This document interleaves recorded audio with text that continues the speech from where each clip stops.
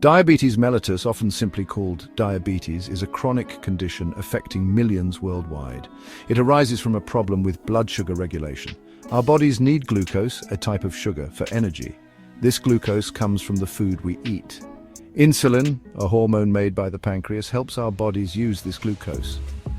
Think of insulin as a key that unlocks the doors of our cells, allowing glucose to enter and provide energy. In diabetes, this process goes awry. Either the body doesn't produce enough insulin or the cells become resistant to its effects. This leads to high blood sugar levels, which can cause a variety of health problems over time. Diabetes is like a broken key. Sometimes the key doesn't work at all, which is known as type 1 diabetes. Other times the key works, but the lock is rusty and doesn't turn easily, which is known as type 2 diabetes. Both situations prevent sugar from entering the cells as it should.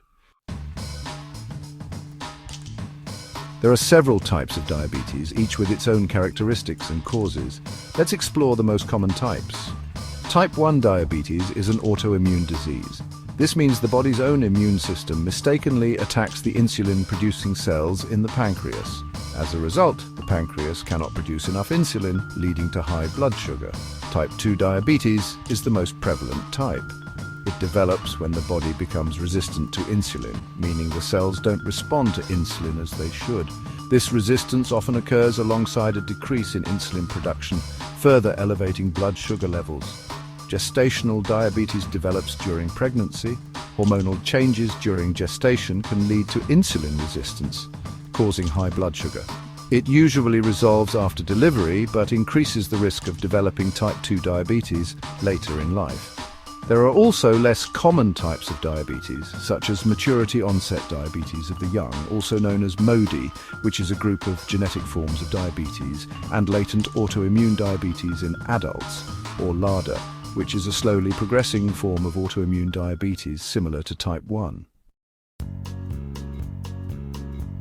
The causes of diabetes vary depending on the type. While the exact causes of all types are not fully understood, we do know certain factors increase the risk. Type 1 diabetes risk factors include a family history of autoimmune diseases and genetic predisposition. Type 2 diabetes risk factors include obesity, physical inactivity, unhealthy diet, family history of diabetes, and certain ethnicities such as African American, Hispanic, and Native American. Gestational diabetes risk factors include obesity, family history of diabetes, previous gestational diabetes, age over 25, and certain ethnicities. Understanding these risk factors is crucial for prevention and early intervention. Lifestyle modifications like maintaining a healthy weight and engaging in regular exercise can significantly reduce the risk of developing type 2 diabetes. Let's delve deeper into how type 1 and type 2 diabetes develop. In type 1 diabetes, the body's immune system mistakenly identifies the insulin-producing beta cells in the pancreas as foreign invaders. The immune system then attacks and destroys these cells. Without beta cells, the pancreas can no longer produce enough insulin, leading to a buildup of glucose in the bloodstream. Type 2 diabetes often begins with insulin resistance. Cells become less responsive to insulin, so glucose cannot enter them as effectively. Over time, the pancreas works harder to produce more insulin to overcome this resistance. Eventually, the pancreas may not be able to keep up, leading to a decline in insulin production. Both scenarios result in high blood sugar, but the underlying mechanisms differ. Understanding these differences is essential for effective treatment and management. Diabetes has a significant impact on various organs and systems within the body, particularly the pancreas and blood vessels. In type 1 diabetes, the immune system destroys the insulin-producing beta cells in the pancreas. This destruction leads to an inadequate supply of insulin. In type 2 diabetes, the pancreas initially produces more insulin to compensate for insulin resistance. However, over time, the pancreas may lose its ability to produce sufficient insulin. High blood sugar levels damage blood vessels throughout the body. This damage can lead to a range of complications, including heart disease, stroke, kidney disease, and nerve damage. High blood sugar levels can also impair circulation, leading to problems in the extremities, particularly the feet. These changes highlight the far-reaching consequences of diabetes and the importance of managing blood sugar levels to prevent long-term complications. Section 6. Complications of diabetes, acute and chronic. Diabetes can lead to a range of acute and chronic complications. Acute complications. Diabetic ketoacidosis, or DKA, is a life-threatening condition that occurs when the body starts breaking down fat for energy at a rapid pace, producing ketones. Ketones can build up in the blood, making it acidic. Hyperosmolar hyperglycemic state, or HSS, is another serious complication characterized by extremely high blood sugar levels, dehydration, and altered mental status. Chronic complications, cardiovascular disease. Diabetes increases the risk of heart attack, stroke, and other cardiovascular problems. Nerve damage or neuropathy.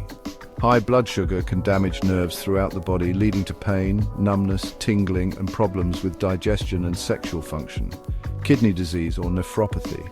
High blood sugar can damage the small blood vessels in the kidneys, reducing their ability to filter waste products from the blood. Eye damage or retinopathy.